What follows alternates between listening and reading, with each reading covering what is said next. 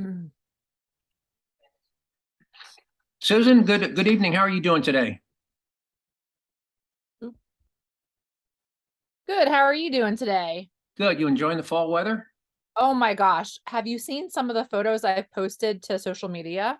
Man, they were absolutely fantastic. It's in a great, it's beautiful weather. It's sunny, blue sky, incredible colors. So it's just a great time of year. I love this time of year. No bugs, cool Mhm. nights, sleep with the windows open. So anyway, hey, I don't want to run out of time, so I'm gonna jump right into things here. Let's give you a quick overview. So it's the situation with Jersey Joe. It's news and perspective you won't hear on TV. And perspective is sometimes on the TV, you'll hear half a story, you'll hear about a vote, but you won't hear why certain people voted the way they did. And I'm going to tell you about that. Sometimes you'll hear a bunch of statistics about crime and whatnot, but they won't tell you, what those statistics mean. Mark Twain once said, there are lies, damn lies, and statistics, and you can make statistics say anything you want. Here's an example. I can, using statistics, do you know that 98% of heroin addicts drank cow's milk before the age of 3? Did you know that, Sue? Yes, I did. Well, then clearly there has to be a correlation between heroin addiction and drinking cow's milk before the age of 3, right? I guess so, right? I mean, that's how a lot of people use statistics. And one thing to remember, we'll talk more in future episodes about statistics, but correlation does not imply causation, and that's a great example of cow's milk and heroin addiction. My quote of the day today is going to be from the Greek philosopher Plato, and I'm going to talk about why it's very relevant given the fact that we have an election in 3 weeks. I'm going to talk about ICE giving 300,000 smartphones to illegal aliens and how much we're spending a year to maintain the service on those cell phones. We'll talk about how the Russians are going about trying to replace all the soldiers they've lost on the battlefield in the war with the Ukraine.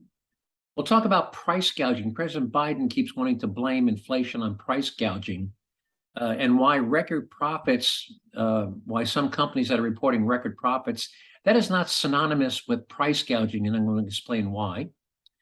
You'll also hear Democrat politicians talk about, companies need to pay a living wage. And we're going to talk about what that is and why nobody can really define it. If we have time, we'll talk about why some blue state legislators are just jumping through every hoops to try and come up with ways to prevent people from acquiring a concealed carry weapons permit. And our taxpayer relief shot today is going to come from Houston, Texas, where a female off-duty security guard at 2:30 in the morning was forced to shoot and kill an assailant at 2:30 in the morning. Any questions on, or you think that's a full enough plate for half an hour or so? I don't know how you get through all your bullet points. Well, we may not. We may have to save some stuff for next week. All right. Quote of the day. Here's from Plato. Now, remember, this was like 500 BC. The price good men pay for indifference to public affairs is to be ruled by evil men. Now, I'm going to expand a little bit on Plato's comment just a little bit more. First of all, it's slightly misogynistic in that it only refers to men voting and men ruling, which, as we all know, was the norm during his lifetime. But if you update it to modern times, the same thing can be said about being ruled by incompetent leaders, misguided leaders, and downright dangerous leaders. There's another old saying which is, you might not be interested in politics, but politics is interested in you. Now, my point is, if you're not happy with the way things are or the directions they are heading, and you don't vote next month, then you won't have any basis to complain since you had a chance to try and make a difference, but didn't even try. And on the other hand, if you're happy with the way things are and the direction things are heading, and you want to keep them going in that direction, then you should probably make sure to vote if you want things to continue on that same course. But again, if you don't vote, don't complain. Any thoughts, Sue, on voting? Absolutely agree. I vote in every election. Good. And how Although I many? could do without all these ads leading up to the election right now. Well, it's going to be interesting to see what the turnout is, particularly among young college-age voters. By the way, I understand you work out at Penn State. Any guess at what percentage of the Penn State student population is registered to vote in Pennsylvania? I don't have those statistics, but the turnout is usually pretty high. Okay. They turn the student union building into a voting place, and it's always packed on election day. And how many students attend just the state college campus? 46,000 undergraduates. Wow. Wow. Well, it's going to be interesting to see what the turnout is and what the results are. All right, let's move on to Russia's effort to rebuild their military. For those who aren't aware, it is estimated that so far in the 9-month war that Russia has lost between 6 and 10,000 of their soldiers, fatalities, and almost as many in terms of seriously wounded and unable to serve. So they're really scraping the bottom of the barrel. And rather than just announce a draft, we're going to have a draft report to your draft board. They've actually got what's called conscription crews going around in Moscow, middle of the day, going into restaurants. They see somebody who looks like they're between the ages of 18 and 45. They literally just grab them and throw them in the back of the truck. You're coming with us. You're in the army now. They're going to restaurants, nightclubs. They're actually going into shopping centers. They're grabbing clerks. They're grabbing shoppers. They're grabbing clerks and just saying, you're in the military. Doesn't matter if you have a baby at home. Doesn't matter if you have a cat or a dog at home. They literally grab you from wherever you are and take you right to a barracks where they outfit you with clothes and you begin to get trained to be a soldier. And some of these conscripted young men are being sent into battle with less than 2 weeks worth of training. And you've heard the term cannon fodder. Well, that's what happens if you take somebody with 2 weeks of military training and you throw them into an active battle, active war zone. It's just sad what's happening. And you have to wonder how long before the Russian people speak up and say no more, and one way or the other dethrone Vladimir Putin. Don't know if you have any thoughts on forced conscription, but it's really just stunning what's happening in Russia. Yeah, and I thought when the war first started that the men were in Ukraine were told that they needed to stay back, that they were encouraging the women and children to leave, but they were encouraging the men to stay and fight. But Right, yeah, in Ukraine, right. yeah, Exactly. but for the Russians to be doing what they're doing is wrong on so many Right. levels. And of course, you've seen the exodus of young Russian men fleeing the country, crossing the border into Finland, crossing the border into Turkey. So, and the ones that weren't able or smart enough to flee are now being literally grabbed, taken to a barracks, given a uniform and a rifle, and 2 weeks later they were in the front line in the Ukraine. So it's just an amazing situation. All right, you want to move on to price gouging? Sure. Now, if a company reports a record profit, do you think that means that they were price gouging? Not necessarily, depending on the cost of their materials. Right, and let's do a simple example. Let's say you own a coffee shop, and last year, maybe you own a chain of coffee shops, and last year you had a really good year, and you made a 6% profit on 10 million of sales. Well, 6% profit on $10 million is just $60,000. But say that was your best year ever. You've been open 3 years and you made a 66% to $60,000 profit. Now, this year, because the cost of everything from the coffee beans you buy to the electricity you use to heat your coffee and keep your air conditioning in your building and the wages you have to pay have all gone up by an average of 10%. Just to keep up with the pace of inflation, you also have to increase your prices by 10%. Now, if the number of cups of coffee you sell remains the same as this year as last year, that 10% price increase will increase your sales from last year's $10 million to $11 million this year, but your profit margin remains the same at just 6%. Well, if 6% of $10 million was 6,000 or 60,000, then 6% of 11 million is 66,000. Guess what? You just set a new all-time record high for profits because your profits went from 60,000 to 66,000, but your profit margin is still just 6%. And that's so you just set a new record for your business and profits, but you didn't do it by gouging your customers. But Biden will have you believe that any company that is reporting new, quote, all-time record profits is guilty of price gouging. Now I want to go a little bit deeper.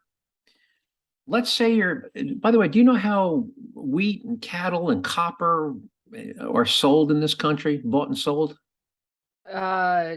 Not specifically, no. Well, for all of those things, wheat, copper, steel, um, pork bellies, beef.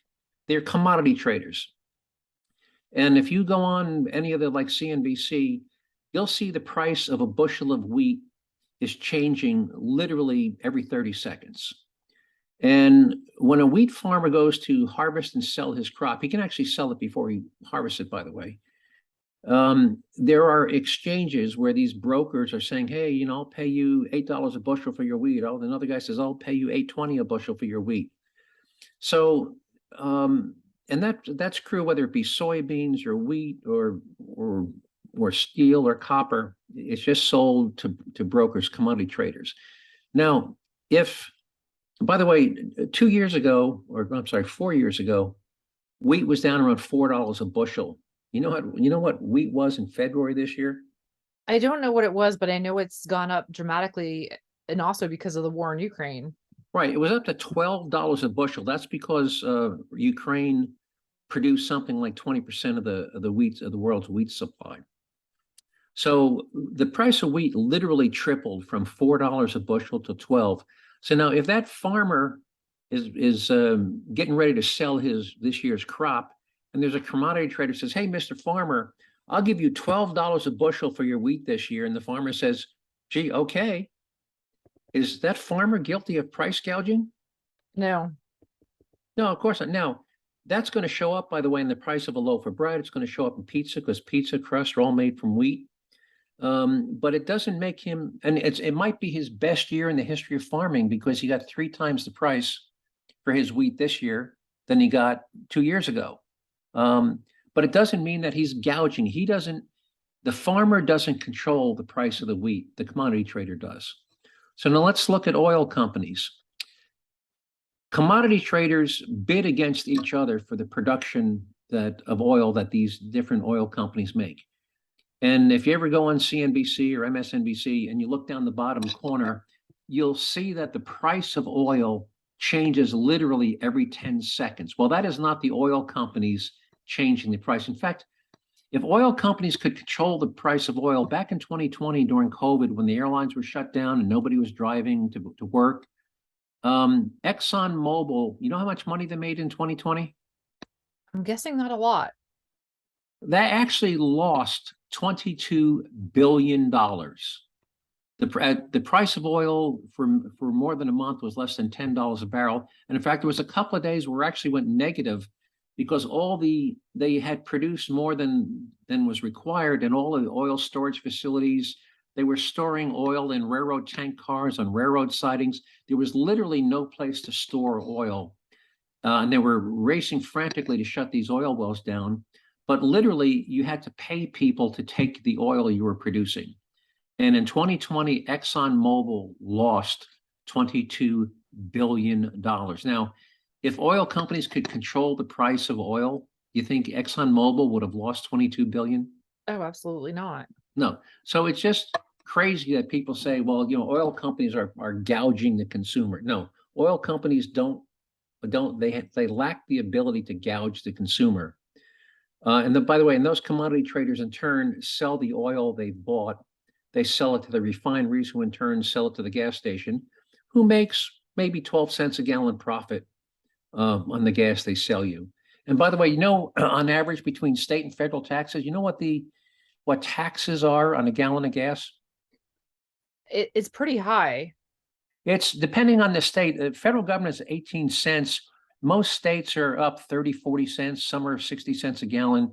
But at a minimum, you're looking at more than 50 cents a gallon in state and federal taxes on a gallon of gas. So ExxonMobil might be making 8% on a gallon of gas. The gas station might be making 12 cents. Federal government's making half a buck. So that's where the real profit is. And of course, Yeah. you being in New Jersey, I'm sorry? and of course, you being Jersey Joe, where they have to pay for all the gas attendants. That's right. And New Jersey is only one of 2 states in the union where you're not allowed to pump your own gas. All your gas must be pumped by a human being who works for the gas station, which people estimate adds 15 to 18 cents a gallon to the cost of a gallon of gas to pay for the wages of the guy who's pumping your gas.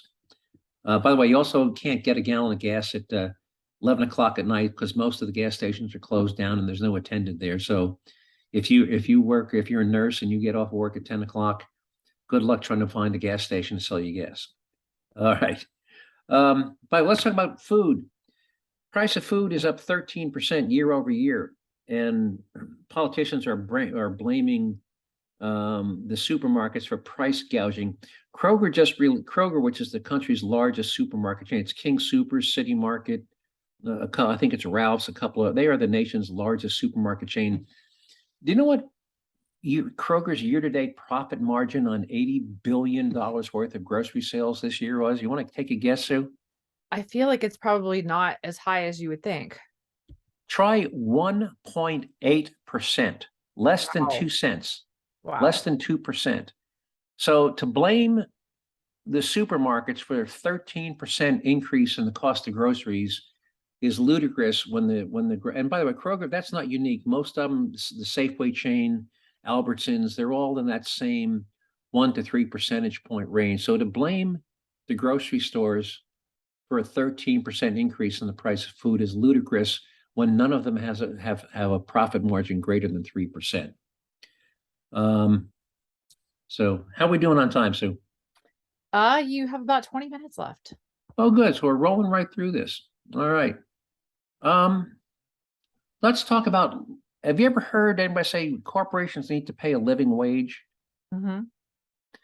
Well, if you ask anybody if you ask them, the people who use that word living wage, you say, well, what is that in dollars and cents? I've asked that question. I bet you I've asked that question 50, 60 times over the span of a couple of years. Not one person has ever been able to tell me what a living wage is.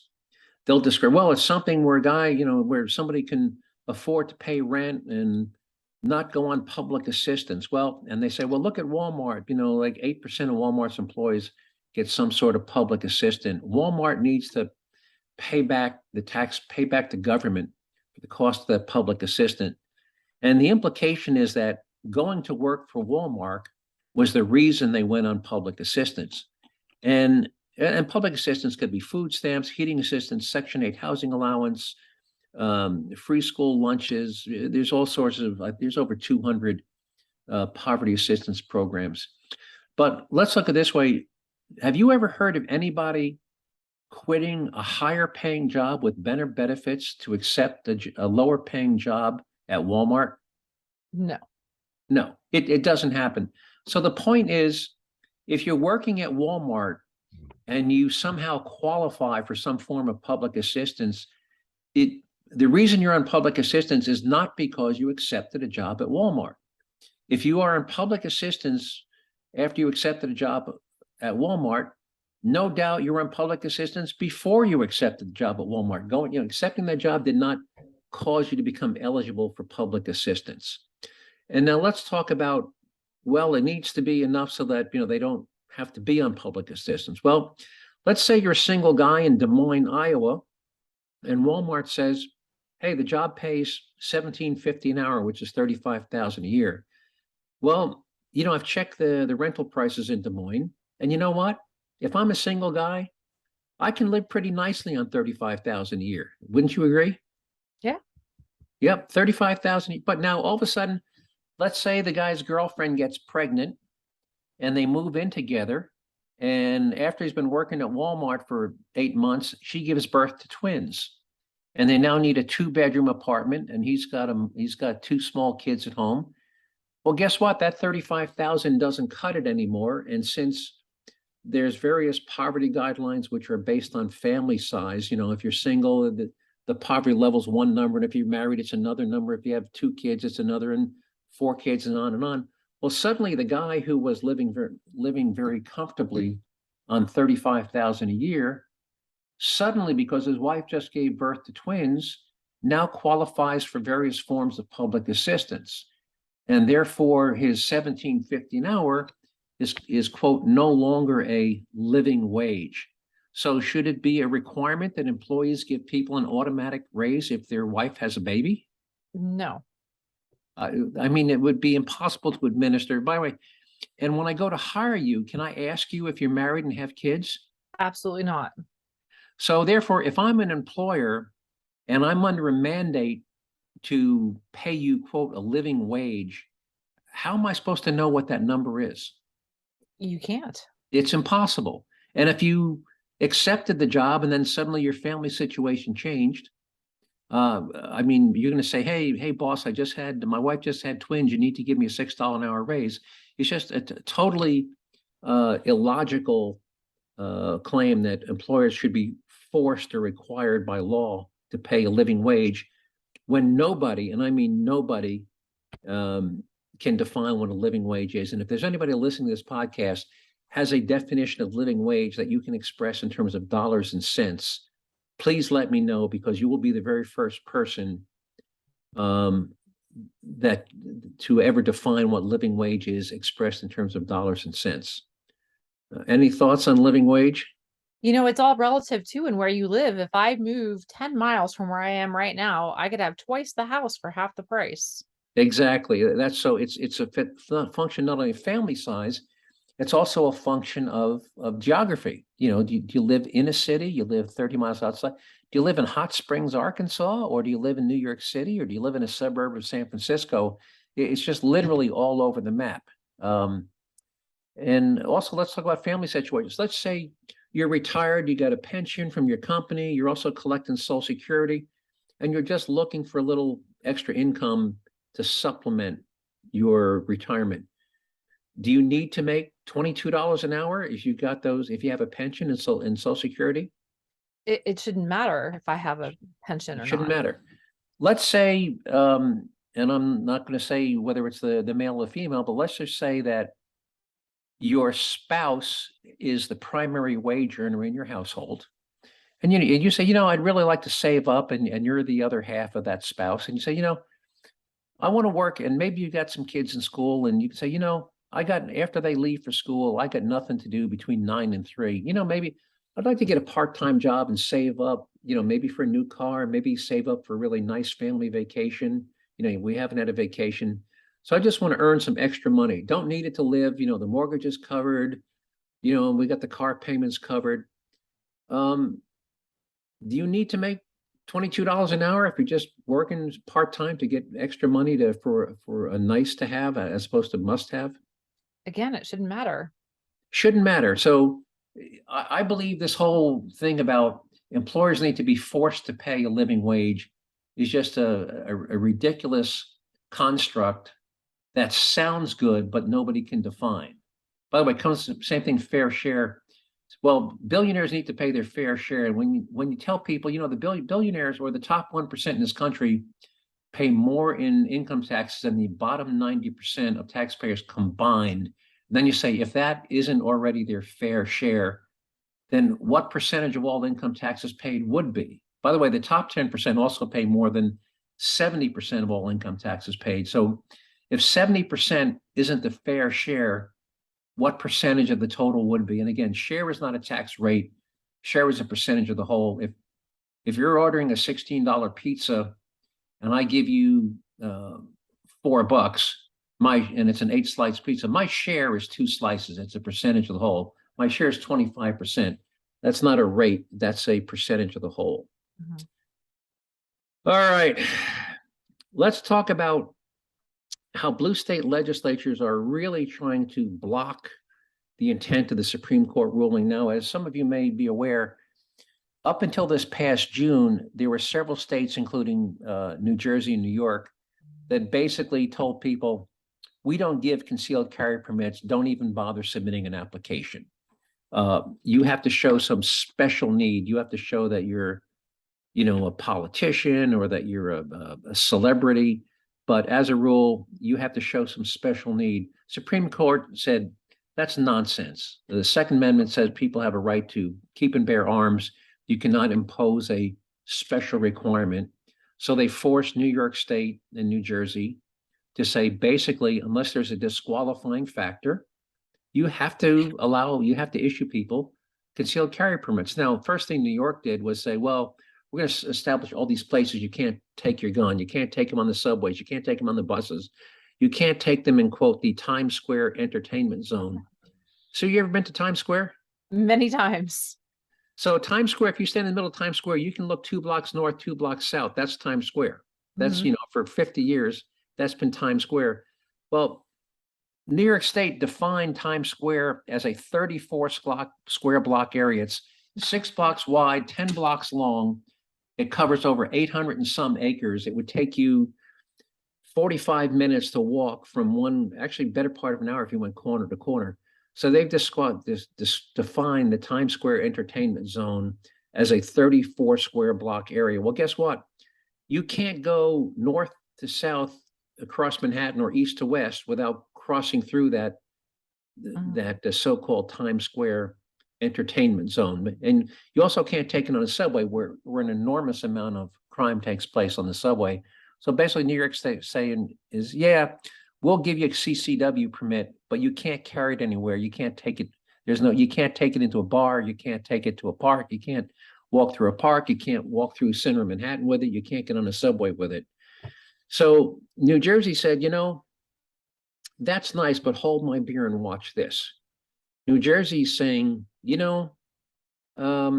think you ought to have gun liability insurance. So let's talk about liability insurance. Now, Sue, you've got liability on your car, I hope. Absolutely. Now, do you think if you intentionally ran somebody over, or if you intentionally drove your car through the store window of a store, let's say you had an argument with the guy who owns the store, and you drove your car through the front window of the store, do you think that your insurance company would cover that? They'd probably drop me like a hot potato. Well, that's an after the fact, but do you think if the store owner filed a claim with your insurance company for the damage you caused to his store, do you think the insurance company would pay? Probably not, You're correct. And you know why they wouldn't? because I was being an idiot. No, there's an exclusion that says that your liability coverage does not cover death, injury, or property damage that results from an intentional criminal act. So if you run somebody over, you intentionally drive your car, that's an exclusion. Now, let's talk about guns. If you have a homeowner's policy or a renter's policy, you're automatically covered for any death or injury resulting from negligent or accidental discharge of any gun you own or handle. Now, you know why your insurance company doesn't cover you for intentional criminal acts?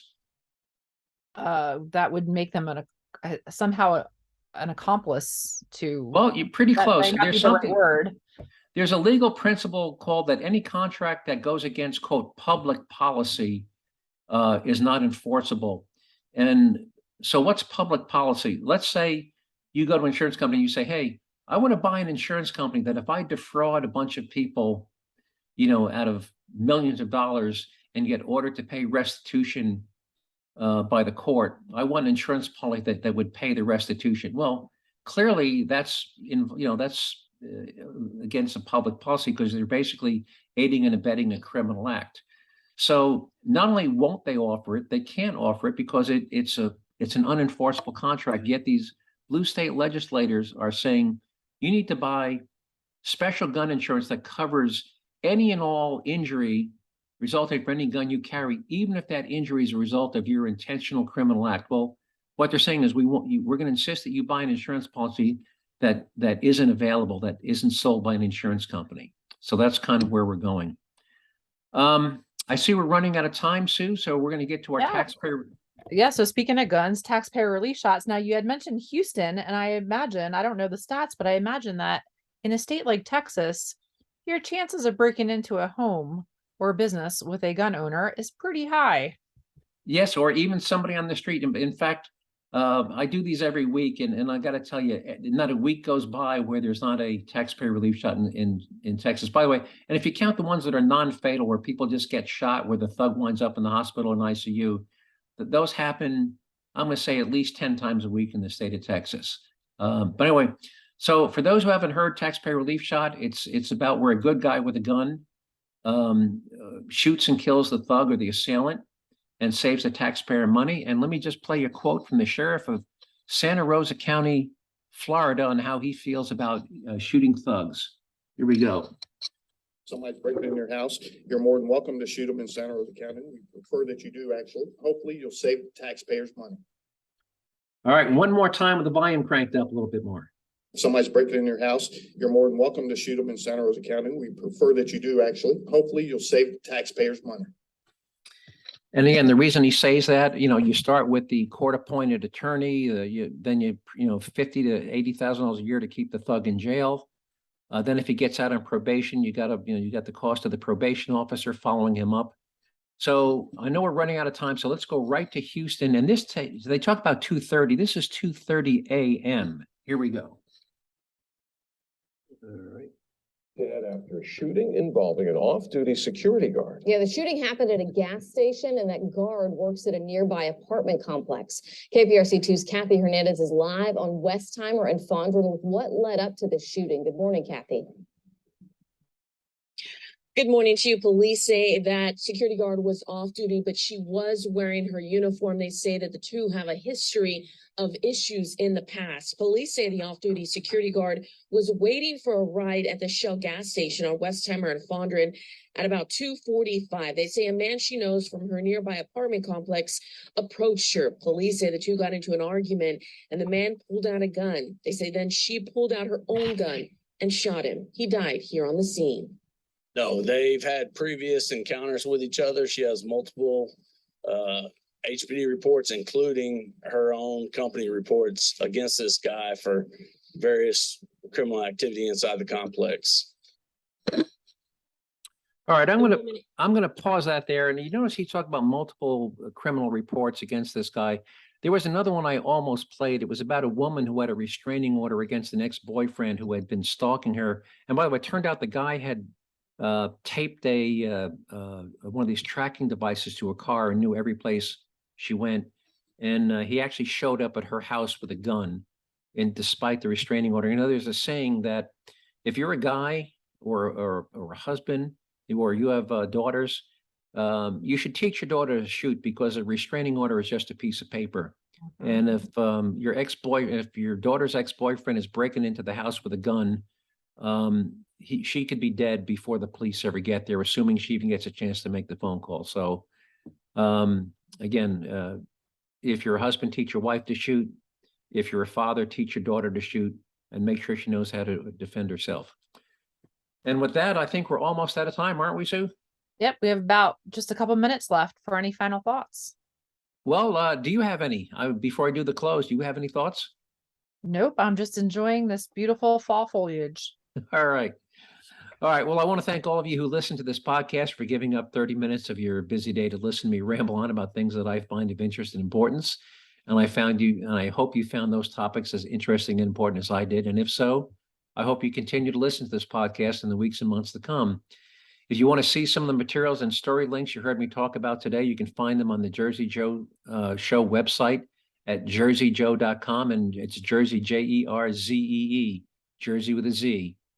If you want to email me with a comment, question, or suggested show topic, you can do that just by sending me an email to joe@jerzejoe.com. Just remember to spell Jersey with a Z and a double E. And that's all I got, Sue, unless you have any final thoughts. Nope. All right. Well, I'll talk to you again next week. All right. All right. Thank you. Thank you. Bye-bye.